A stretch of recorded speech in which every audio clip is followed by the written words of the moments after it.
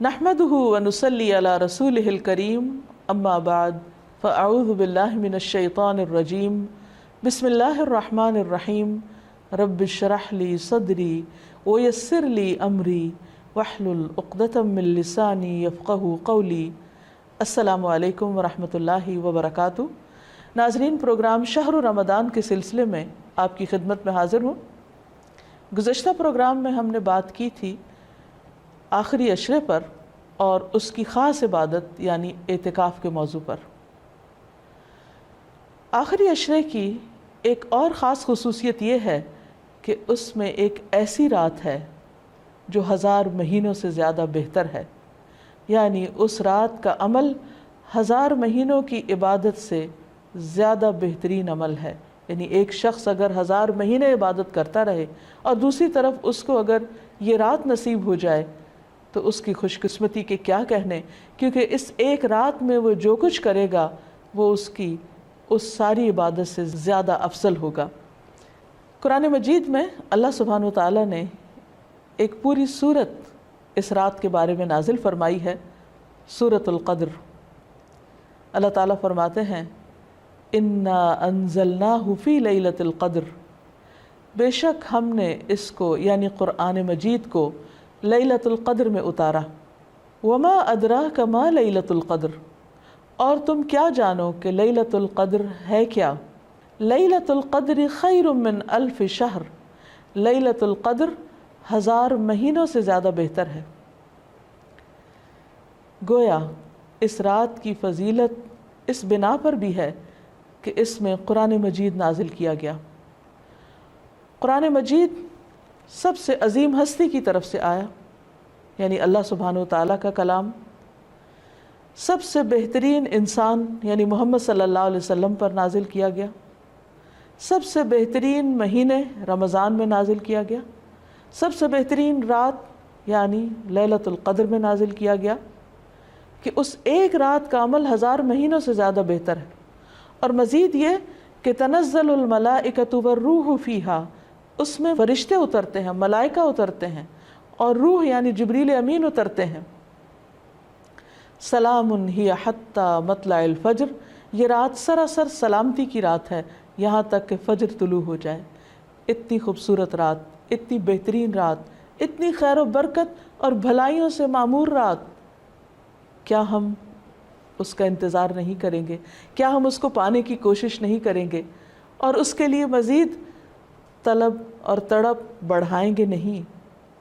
खुशकिस्मत है वो जो इस रात की भलाई पा गया और बदकिस्मत है वो जो इस रात की खैर से महरूम रह गया। इसलिए हमें आज से ही इस बात का तहैया कर लेना चाहिए कि इंशाअल्लाह हम आखिरी अशरे की सब रातों में इबादत करेंगे और पिछले 2 अशरों की निस्बत ज़्यादा करेंगे, ताकि हम इस रात में नेक अमल करके अपने नामा अमाल को बेहतर बना सकें। इस रात की तलाश में अगर पूरा अशरा भी इबादत करना पड़े तो कोई मुश्किल काम नहीं, कोई घाटे का सौदा नहीं, बल्कि नफ़ा ही नफ़ा है। क्योंकि ये रात जो खैर व बरकत की रात है, जिसको मिल गई उसकी खुशकिस्मती का क्या ठिकाना। लेकिन ये खुशकिस्मती उसके लिए है जो उसकी तलब रखे, उसके लिए भाग दौड़ करे, उसके इंतज़ार में रहे, उसका शौक़ रखे।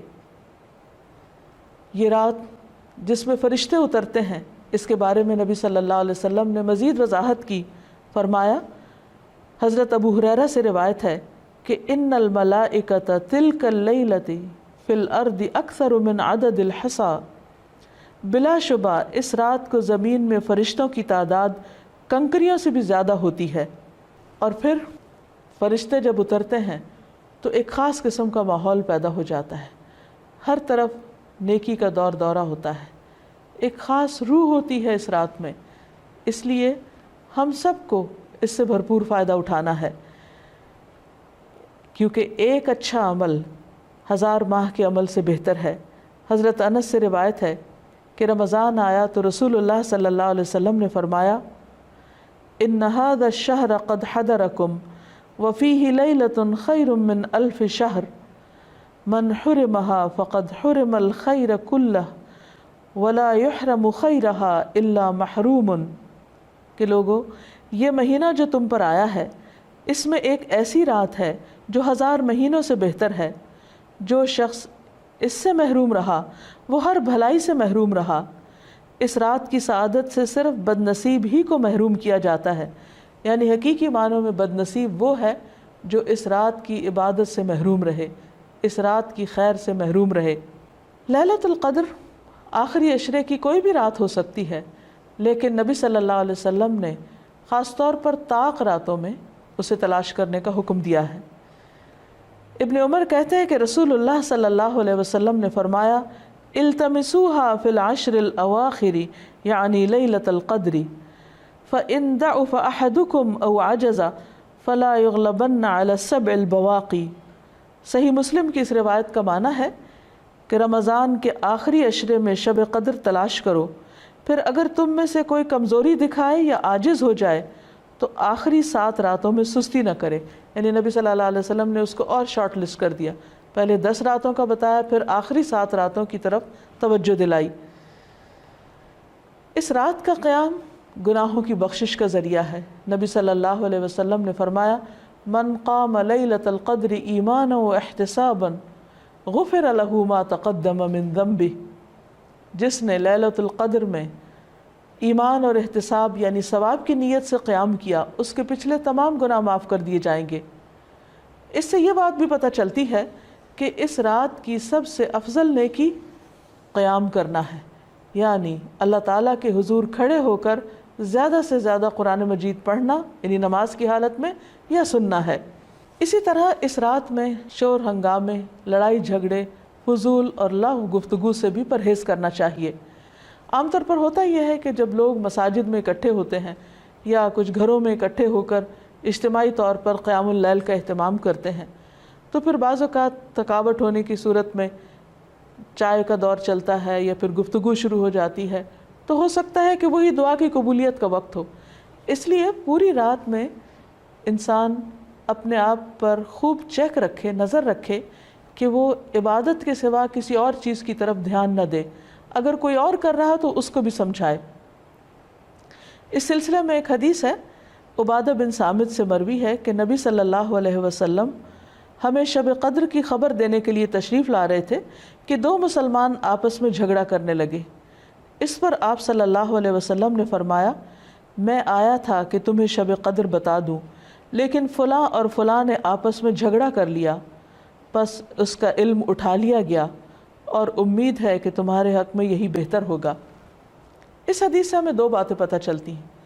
ایک تو یہ کہ مسلمانوں کا باہم لڑائی جھگڑا فتنہ فساد ان کو بہت سی خیر سے محروم کر دیتا ہے۔ ایک اور حدیث کے مطابق فساد اور باہمی تعلقات کی خرابی دین کو مونڈ دینے والی ہے، یعنی دین کا صفایا کر دیتی ہے۔ وہاں کوئی ایمان اور تقوی اور خیر بھلائی باقی نہیں رہتی جہاں لوگوں کے درمیان باہم تعلقات اچھے نہیں ہوتے۔ اور یہاں ہم دیکھتے ہیں کہ نبی صلی اللہ علیہ وسلم اسپیسیفکلی یہ بتانے کے لیے آئے کہ کون سی رات لیلۃ القدر ہوگی تاکہ لوگ اس میں پوری طرح عبادت کر سکیں، لیکن لڑائی جھگڑے کی وجہ سے وہ علم آپ سے اٹھا لیا گیا۔ لیکن آپ نے یہ فرمایا کہ اسی میں بھلائی ہوگی۔ اس سے ہمیں ایک اور بات بھی پتہ چلتی، اور وہ یہ کہ نبی صلی اللہ علیہ وسلم انتہا درجے کی مثبت سوچ رکھتے تھے۔ وہ ہر اس موقع پر جہاں کوئی شخص پریشان ہو کر کام چھوڑ سکتا ہے یا ڈپریشن میں جا سکتا ہے، آپ اس موقع پر بھی ہمیشہ یہی بتاتے کہ اس میں بھی بھلائی ہے، اس میں بھی خیر ہے۔ اور ہم اگر غور کریں تو خیر نظر بھی آتی ہے۔ وہ یہ کہ اگر ہمیں یہ پتہ ہوتا کہ فلاں ایک رات لیلۃ القدر ہے، مثلاً بعض لوگ جیسے کہتے ہیں 27ویں کی رات یا کوئی اور رات، تو پھر ہم صرف عبادت اسی رات میں کرتے۔ اب چونکہ پتہ نہیں کہ کون سی رات ہے تو اس ایک رات کو تلاش کرنے کے لیے ہم اور بھی بہت سی راتوں میں عبادت کر لیتے ہیں، جو یقینی طور پر ثواب اور اجر کا کام ہے۔ لیلۃ القدر اگرچہ یہ نہیں پتہ چلتا کہ کون سی رات ہے، لیکن اس کی کچھ علامات ہمیں بتائی گئی ہیں۔ وہ علامات کیا ہیں؟ احادیث کی روشنی میں دیکھیے، نبی صلی اللہ علیہ وسلم نے فرمایا شب قدر کی صبح کو سورج کے بلند ہونے تک اس کی شعاع نہیں ہوتی، وہ ایسے ہوتا ہے جیسے تھالی، یعنی سورج نظر تو آتا ہے لیکن اس کی شعاعیں نہیں نظر آتی۔ یعنی سورج کا رنگ ایک طرح سے مختلف ہوتا ہے۔ ایک اور روایت میں آتا ہے، حضرت ابو ہریرہ سے روایت ہے کہ ہم نے رسول اللہ صلی اللہ علیہ وسلم کے پاس شب قدر کا ذکر کیا تو آپ نے فرمایا تم میں سے کون اسے یاد رکھتا ہے؟ اس میں جب چاند نکلتا ہے تو ایسا ہوتا ہے جیسے بڑے تھال کا کنارہ، یعنی اس کو بھی آپ نے تھال سے تشبیہ دی، لیکن کنارہ اس لیے کہ آخری راتوں میں چاند پورا نہیں رہتا، ایک کنارے کی طرح رہ جاتا ہے۔ اسی طرح ابن عباس سے مروی ہے کہ رسول اللہ صلی اللہ علیہ وسلم نے فرمایا شب قدر آسان اور معتدل رات ہے جس میں نہ گرمی ہوتی ہے اور نہ سردی۔ اس صبح کا سورج اس طرح طلوع ہوتا ہے کہ اس کی سرخی مدھم ہوتی ہے، یعنی سورج کی ایک نشانی بتائی گئی، لیکن ظاہر ہے کہ وہ تو جب رات گزر جاتی ہے پھر ہی نظر آتا ہے، اس لیے اس پر نہیں رہنا چاہیے کہ فلاں رات تھی یا فلاں رات تھی، توجہ اس پہ رہنی چاہیے کہ ہمیں ہر رات سے کس طرح فائدہ اٹھانا ہے۔ ایک اور روایت میں آتا ہے، حضرت زر سے روایت ہے، انہوں نے کہا کہ میں نے ابی ابن کعب کو یہ فرماتے ہوئے سنا، ان سے کہا گیا کہ حضرت عبداللہ بن مسعود فرماتے ہیں کہ جو آدمی سارا سال قیام کرے وہ لیلۃ القدر کو پہنچ گیا۔ حضرت ابی فرمانے لگے کہ اللہ کی قسم جس کے سوا کوئی معبود نہیں، وہ شب قدر رمضان میں ہے۔ وہ یقین کے ساتھ قسم کھاتے ہیں، اللہ کی قسم بے شک میں جانتا ہوں وہ کون سی رات ہے۔ یہ وہی رات ہے جس میں اللہ کے رسول صلی اللہ علیہ وسلم نے ہمیں قیام کا حکم دیا۔ اس رات کی صبح 27 تاریخ تھی اور اس کی علامت یہ تھی کہ سورج طلوع ہوا تو اس کی سفیدی میں شعاع نہ تھی، اور یہ ہو سکتا ہے کہ اس سال 27ویں رات ہو، لیکن یہ ضروری نہیں کہ صرف 27ویں رات ہی شب قدر ہو۔ ام المومنین حضرت عائشہ کہتی ہیں کہ میں نے پوچھا اے اللہ کے رسول صلی اللہ علیہ وسلم، اگر میں شب قدر پالوں تو اس میں کیا کہوں، یعنی کون سی خاص دعا مانگوں؟ آپ نے فرمایا کہو اللہم انک عفو کریم تحب العفو فاعف عنی، اے اللہ تو معاف کرنے والا ہے، کرم فرمانے والا ہے، معاف کرنے کو پسند کرتا ہے، پس تو مجھے معاف کر دے۔ اس سے یہ پتہ چلتا ہے کہ اس رات بھی زیادہ سے زیادہ اللہ سبحانہ و تعالیٰ سے بخشش کی دعا کرنی چاہیے، معافی اور درگزر کی دعا کرنی چاہیے۔ اس کے علاوہ انسان قرآن مجید کی تلاوت کر سکتا ہے، اگر خواتین نماز نہ پڑھ سکیں تو ذکر اذکار کر سکتی ہیں، تسبیحات کر سکتی ہیں، اپنی غلطیوں کی معافی مانگ سکتے ہیں ہم سب، کیونکہ اللہ تعالیٰ بندے کی توبہ سے خوش ہوتے ہیں۔ ایک حدیث میں آتا ہے کہ نبی صلی اللہ علیہ وسلم نے فرمایا ایک آدمی گناہ کرتا ہے پھر کہتا ہے کہ اے اللہ میرا گناہ معاف کر دے، تو اللہ تعالیٰ فرماتا ہے کہ میرے بندے نے گناہ کا کام کیا اور اسے علم ہے کہ اس کا کوئی رب بھی ہے جو گناہوں کو معاف فرماتا ہے اور ان پر مواخذہ کرتا ہے، میں نے اپنے بندے کو معاف کر دیا۔ یعنی اللہ تعالیٰ اس بات سے خوش ہوتے ہیں کہ بندہ اللہ تعالیٰ سے معافی کی دعا مانگے۔ پھر اللہ تعالیٰ بخشش کا وعدہ بھی کرتے ہیں۔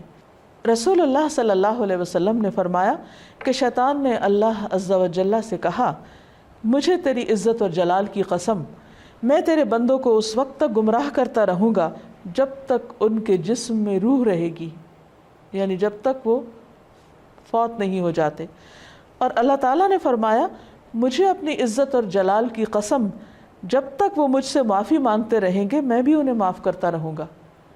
یعنی اللہ تعالیٰ کو معاف کرنا پسند ہے، اس لیے خصوصی طور پر لیلۃ القدر میں اپنے گناہوں کی معافی مانگنی چاہیے، کیونکہ اس میں قبولیت کی گھڑیاں ہوتی ہیں۔ اور استغفار کا فائدہ یہ بھی ہے کہ انسان عذاب سے محفوظ رہتا ہے۔ قرآن مجید میں آتا ہے کہ اللہ تعالیٰ ان کو عذاب نہیں دیں گے جب تک وہ استغفار کرتے رہیں گے۔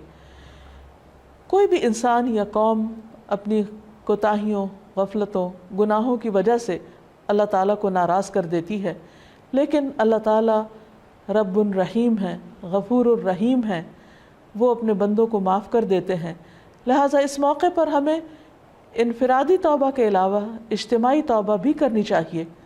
قرآن مجید میں اللہ تعالیٰ فرماتے ہیں وَتُوبُوا إِلَى اللَّهِ جَمِيعًا أَيُّهَا الْمُؤْمِنُونَ، اے مومنو سب مل کر اللہ سے توبہ کرو، اللہ تعالیٰ معاف فرمانے والا ہے، خواہ انسان کے گناہ آسمان کی بلندیوں تک ہی کیوں نہ پہنچ جائیں۔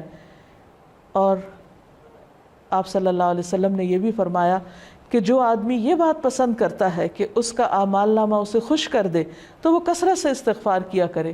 ایک اور روایت میں آتا ہے خوشخبری ہے اس کے لیے جو اپنے نامہ اعمال میں بکثرت استغفار پائے۔ اللہ تعالیٰ سے دعا ہے کہ اللہ تعالیٰ ہمیں یہ رات نصیب فرمائے اور ہمارے گناہوں کی بخشش فرما دے اور اپنی رحمتوں کا نزول ہم سب پر کرے۔ وآخر دعوانا ان الحمد للہ رب العالمین۔